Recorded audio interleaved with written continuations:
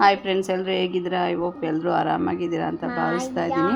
ಇದು ಬಂದು ಲಕ್ಷ್ಮೀನರಸಿಂಹಸ್ವಾಮಿ ಅತ್ತಿಗುಪ್ಪೆಯಲ್ಲಿರೋ ದೇವ್ರದ್ದು ತೇರು ಮತ್ತು ಜಾತ್ರೆ ನಡೀತದೆ. ಈ ಜಾತ್ರೆ ಬಂದು 10 ದಿನಗಳ ಕಾಲ ನಡೀತದೆ ಮತ್ತು ಅತ್ತಿಗುಪ್ಪೆಗೆ ಊರ ಹಬ್ಬನೇ ಅನ್ನೋ ಥರ ಹೇಳ್ಬೋದು. ನೋಡಿ ದೇವರಿಗೆ ಎಷ್ಟು ಚೆನ್ನಾಗಿ ಅಲಂಕಾರ ಮಾಡಿದ್ದಾರೆ. 2 ಕಣ್ಣು ಸಾಲದು. ತುಂಬ ಜಾತ್ರೆ ಕೂಡ ಕಟ್ತಾರೆ.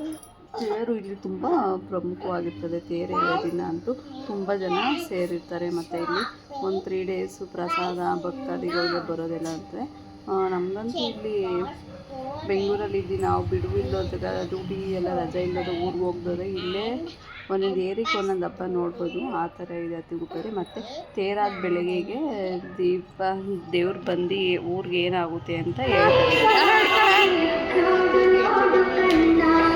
ಹೀಗೆ ಹೊಳಿತಾಗುತ್ತೆ ಏನಂತ ಮೇನ್ ಪೂಜಾರಪ್ಪ ಇರ್ತಾರಲ್ಲ, ಅವರು ಒಂದು ದೀಪ ತೊಗೊಂಡು ಅಲ್ಲೊಂದು ಕಂಬ ಇರುತ್ತಲ್ಲ, ಕಂಬ ಹತ್ತುತ್ತಾರೆ ಮೇಲೆ. ಆಗ ದೇವ್ರು ಬಂದು ಹೇಳ್ತಾರೆ, ಈ ಸಲ ಲಕ್ಷ್ಮೀನರಸಿಂಹಸ್ವಾಮಿ ಗ್ರಾಮಕ್ಕೆ ನಾನಿದ್ದೀನಿ, ಮಳೆ ಬೆಳೆ ಚೆನ್ನಾಗುತ್ತೆ ನೋಡ್ಕೊತೀನಿ ಅಂತ ಹೇಳ್ತಾರೆ. ಇದು ಬಂದು ಮುತ್ತಿನ ಪಲ್ಲಕ್ಕಿ. ತೇರಾದ ಮಾರ್ನಿಂಗು ನೈಟು ಬೀದಿಗೆ ಮುತ್ತಿನ ಪಲ್ಲಕ್ಕಿ ಬರುತ್ತೆ. ಆ ಪಲ್ಲಕ್ಕಿಲಿ ಎಲ್ಲ ಪೂಜೆ ಮಾಡಿಸ್ತಾರೆ. ನೋಡಿ, ಇದೆ ಲಕ್ಷ್ಮೀನರಸಿಂಹಸ್ವಾಮಿ. ತುಂಬ ಒಳ್ಳೆಯದಾಗುತ್ತೆ ಈ ದೇವಸ್ಥಾನಕ್ಕೆ. ಯಾರು ಭೇಟಿ ಕೊಡಿ. ಯಾರು ಹೊಸ್ದಾಗಿ ನನ್ನ ಚಾನಲ್ನ ನೋಡ್ತಾ ಇದ್ದರೆ ಪ್ಲೀಸ್ ಲೈಕ್ ಮಾಡಿ, ಶೇರ್ ಮಾಡಿ ಮತ್ತು ಸಬ್ಸ್ಕ್ರೈಬ್ ಮಾಡ್ಕೊಳ್ಳಿ.